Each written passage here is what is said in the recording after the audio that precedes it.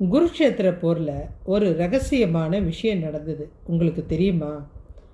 என்னன்னா, அங்கே போர் நடக்கிறதுக்காக யானைப்படையும் குதிரைப்படையும் வீரர்களும் வரப்போகிறாங்க. அதனால் அந்த இடத்தெல்லாம் சுத்தம் பண்ணாங்க. அது நடந்து முடித்ததுமே அங்கே ஒரு குருவிக்கூடு ஒரு 4 முட்டையோட கீழே விழுந்துச்சு. இதை பார்த்ததுமே அந்த குருவிக்கு அப்படியே தவிப்பாக இருந்தது, அழுக வந்தது. ஏன்னா அதோட வம்சமே அந்த 4 முட்டையில் தான் இருக்குது. நேராக கிருஷ்ணர்கிட்ட பறந்து வந்தது. கிருஷ்ணா, உங்களுக்குள்ள ஏதோ சண்டை, நாட்டு தகராறு, நீங்கள் எப்படியோ போங்க, எனக்கு அதுக்கும் கவலையே இல்லை.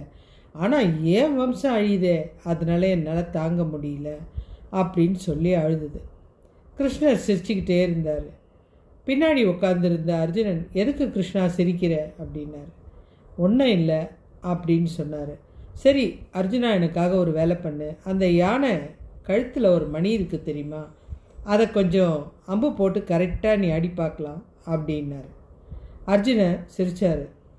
என்ன கிருஷ்ணா, போருக்கு சின்ன சின்ன விஷயத்தெல்லாம் என்னை செய்ய சொல்கிறேன் அப்படின்னாரு. நான் சொல்கிறத செய்ப்பா அப்படின்னாரு. அர்ஜுனனோ கரெக்டாக அந்த அம்பு போட அந்த மணி அப்படியே உருண்டு போய் அந்த முட்டை மேலே மூடிடுச்சு. இதுக்கப்புறம் 18 நாள் அந்த போர் பிரம்மாண்டமாக நடந்தது. பல உயிர்கள் அழிஞ்சுது. எல்லாம் முடிஞ்சாச்சு.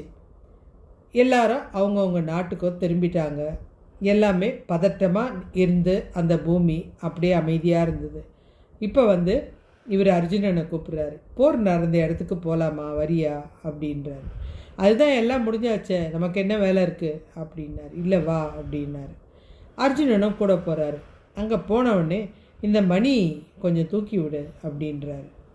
இது அன்னைக்கு யானை கழுத்தில் இருந்த இந்த மணியா, இதுக்குள்ளே என்ன இருக்க போகுது, நீ ஏன்பா நல்ல நல்ல ஐடியாலாம் சொல்கிற, ஆனால் இப்போ சொல்கிற வேலை தான் எனக்கு புரியல, நான் சொல்கிறத செய்.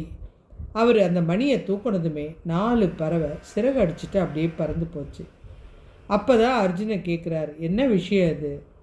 நீ உலகத்தில் ஒரு விஷயத்தை தான் நீ பார்க்குற, ஆனால் உலகத்தில் ஒவ்வொரு மூலையிலையும் என்ன நடக்குதுன்றதை பார்க்குற. அன்னைக்கு உனக்கு இந்த மணியை அம்பு போட்டு கீழே விழுவை அப்படின்னு சொன்ன ஞாபகம் இருக்கா? இது இந்த உயிரை காப்பாற்றுதான். இறைவன் நம்ம கவனிக்கலன்னு நினைக்கிறோம், ஆனால் எங்கே இருந்தோ நம்மளை காப்பாற்றிட்டு தாங்க இருக்காரு. உங்களுக்கு பிடிச்ச என்னுடைய சேனலை சப்ஸ்கிரைப் பண்ணுங்கள்.